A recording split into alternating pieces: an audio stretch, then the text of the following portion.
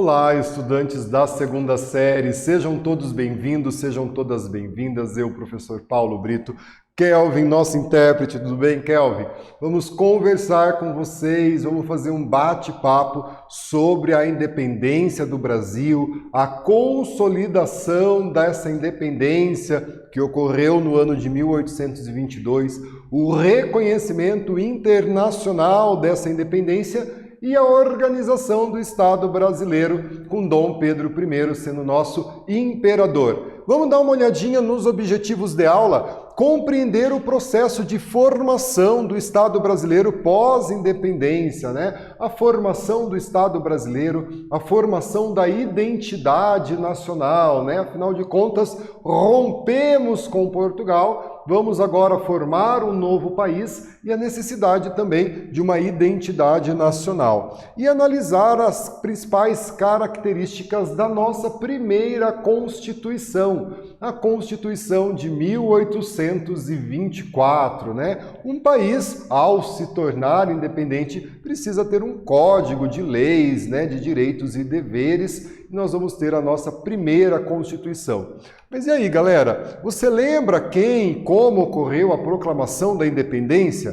Quais diferenças, né, nós podemos apontar entre a independência da América Espanhola e a independência aqui do Brasil? Trago para vocês, né, esse quadro que é Independência ou Morte, né, do Pedro Américo, pintado anos, né, décadas depois da independência no Brasil, que traz a figura de Dom Pedro aqui no centro do quadro, ele que proclamou a nossa independência no ano de 1822, o 7 de setembro de 1822, depois de sofrer pressões da corte portuguesa para o seu retorno para Portugal.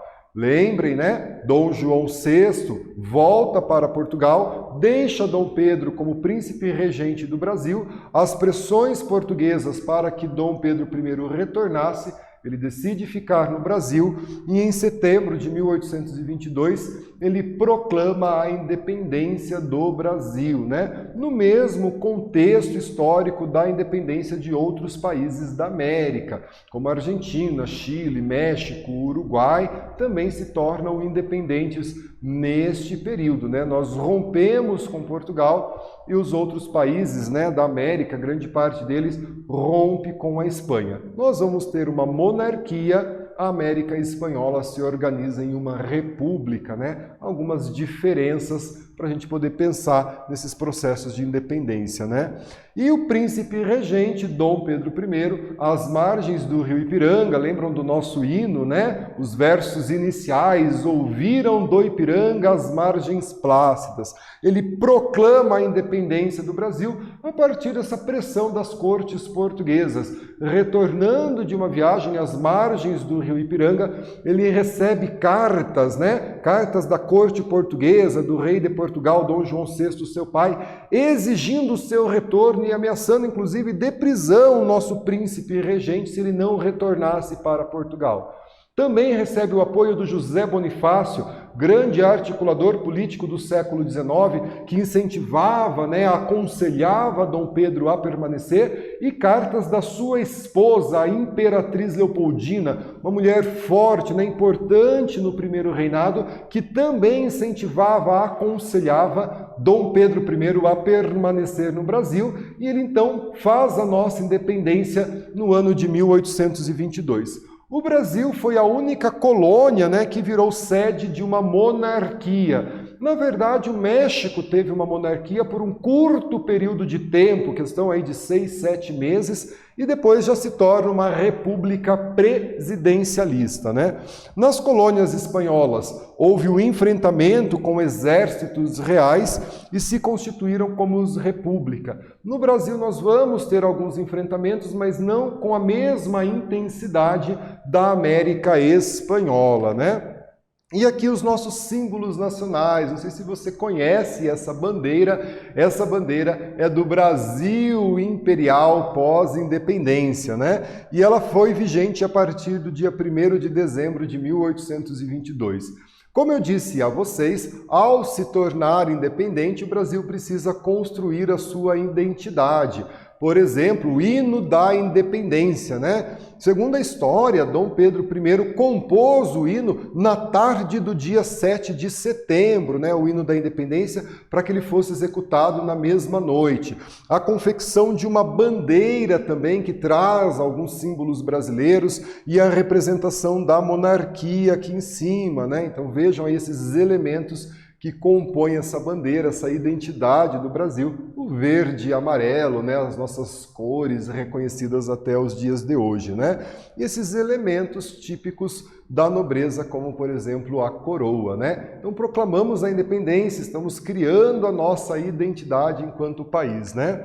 E aqui um novo país, uma nova Constituição. Então, feita a independência, iniciam-se os trabalhos na Assembleia Constituinte para uma Constituição do Brasil.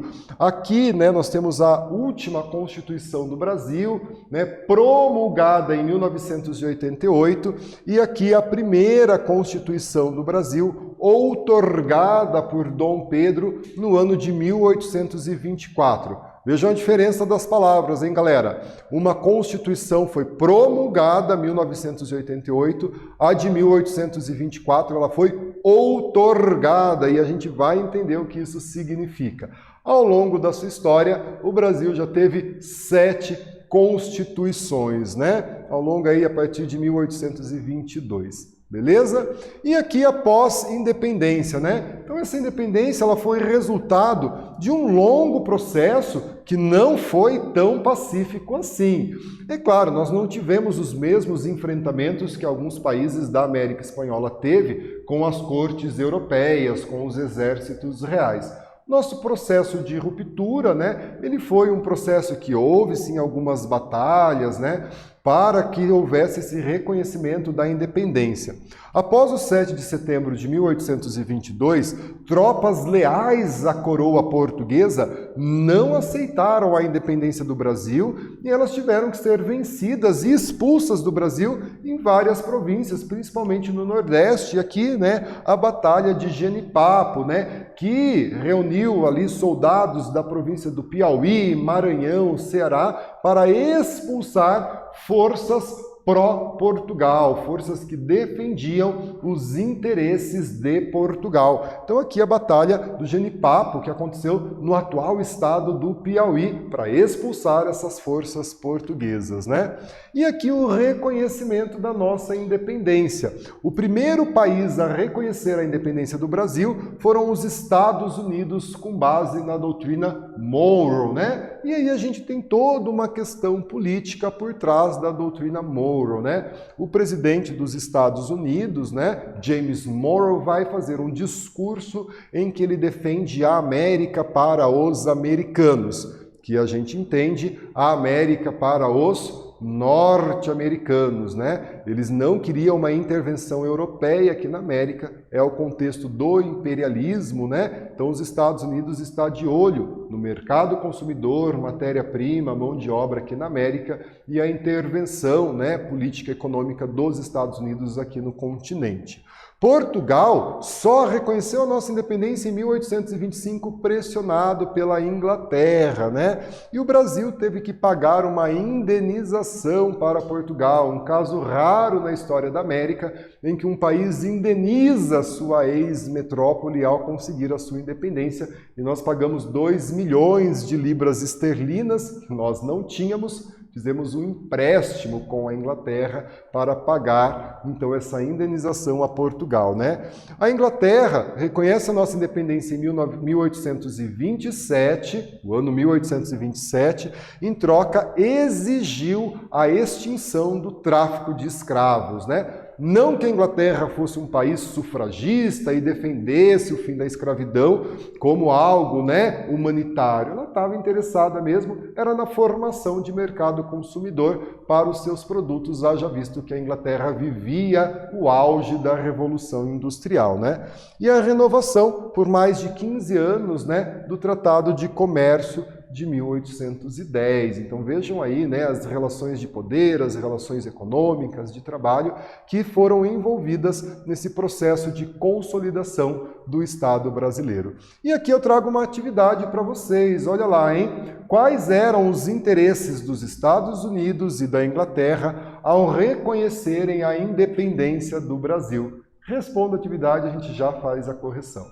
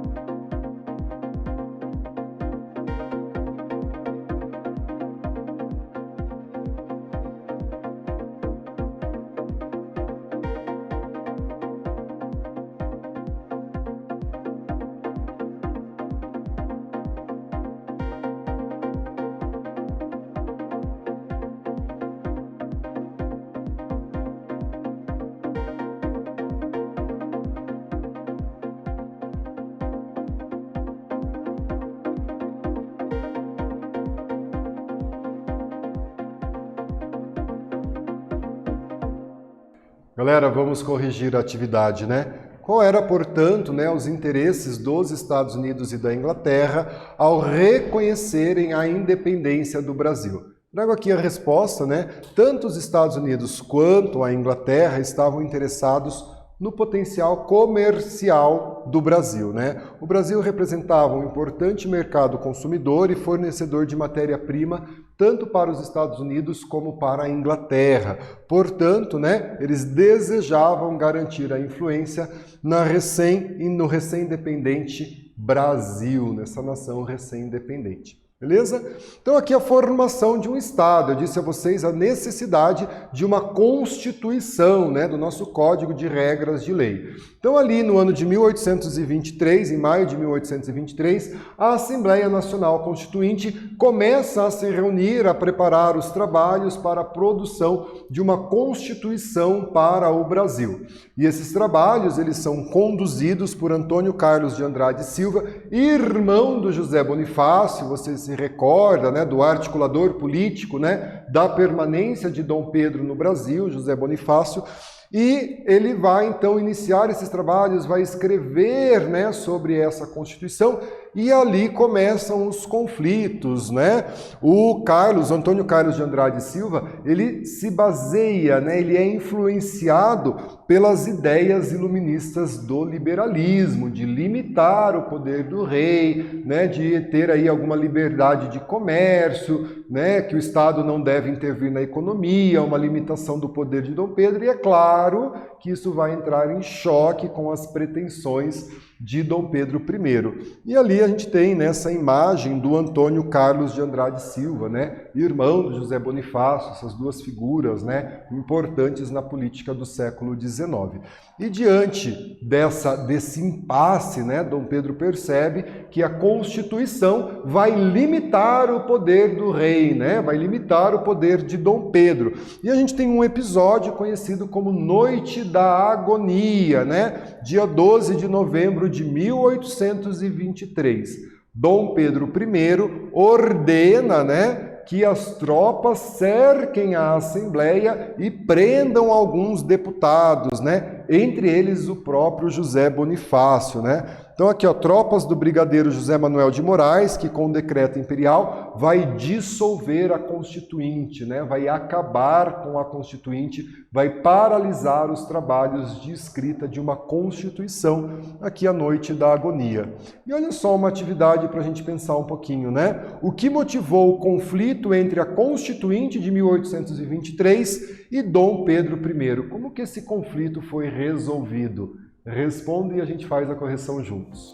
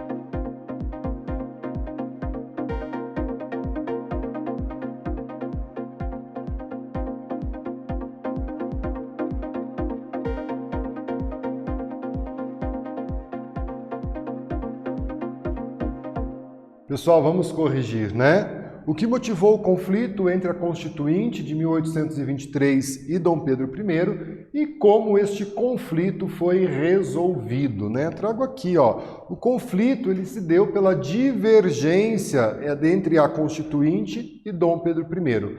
A Assembleia apresentou um projeto liberal, limitando o poder do monarca, né? Que não aceitou essa limitação. Dom Pedro, então, decretou o fechamento da Assembleia Nacional Constituinte, né? E aqui, ó, o projeto de Constituição de 1823 vai gerar esses conflitos, sendo assim, Dom Pedro fecha a Assembleia Constituinte, dissolve a Assembleia Constituinte e ele vai convocar um Conselho de Estado e para esse Conselho de Estado ele vai ser formado por 10 pessoas da confiança de Dom Pedro, que, é claro, vai escrever a Carta Magna, a Constituição, de acordo com os interesses políticos e de governança de Dom Pedro I, né? Aqui a imagem de Dom Pedro I, uma imagem representativa, né? A coroa aqui indicando que ele é imperador do Brasil, ao fundo, né? Essa paisagem do Rio de Janeiro, o Pão de Açúcar sendo ali retratado ao fundo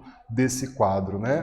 E aqui a Constituição de 1824, né? A capa da Constituição de 1824, que ela foi outorgada. Lembram que lá no início do nosso bate-papo eu falei, olha, a Constituição de 1824 ela foi outorgada, a de 1988 ela foi promulgada e existe uma diferença nisso, né?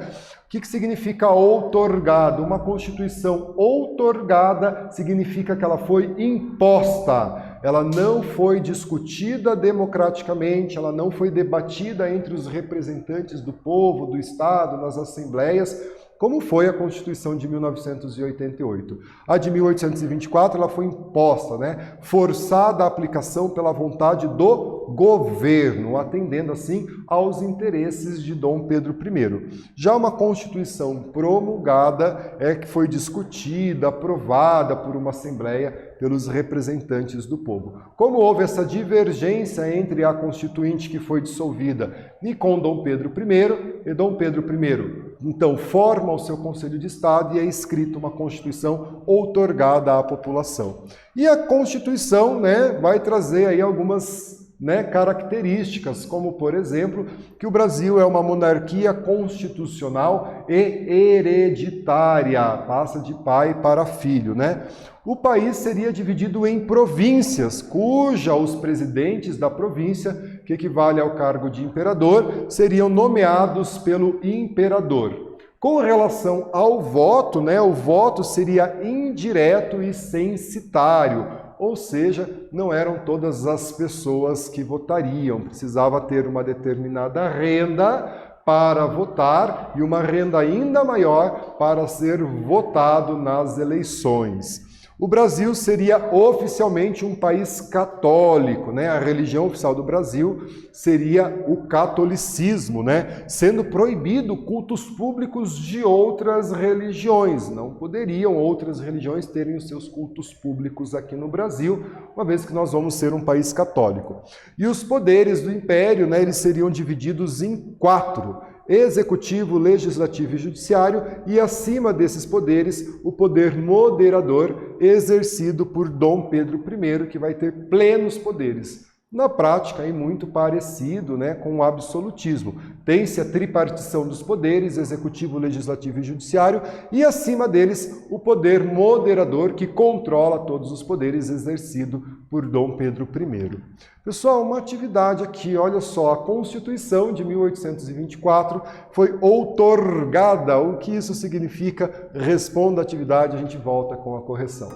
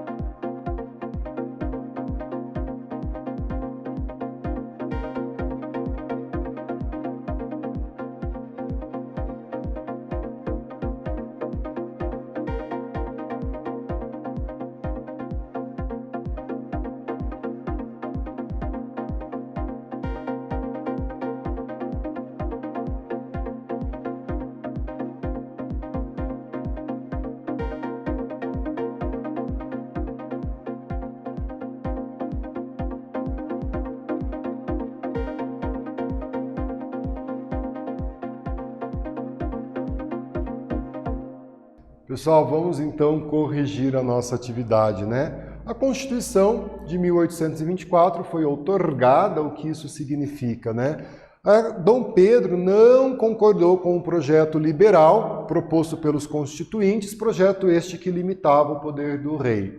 Acabou por dissolver a Assembleia e outorgou a Constituição, ou seja, impôs a Constituição, quando o ideal seria uma promulgação da Constituição. Vamos retomar um pouquinho aqui os nossos conteúdos, né?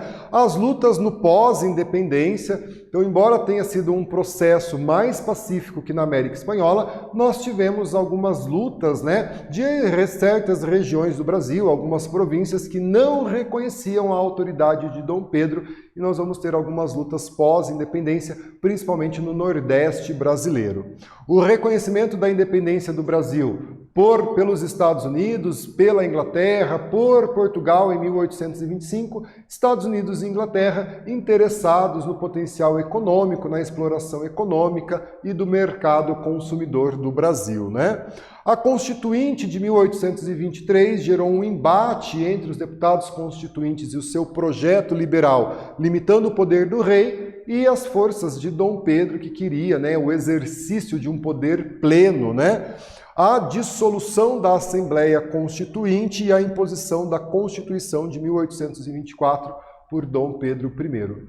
Galera, aqui estão nossas referências de aula. Agradeço a sua presença, agradeço o Kelvin, nosso intérprete. Fiquem bem, se cuidem e até a próxima. Tchau, tchau.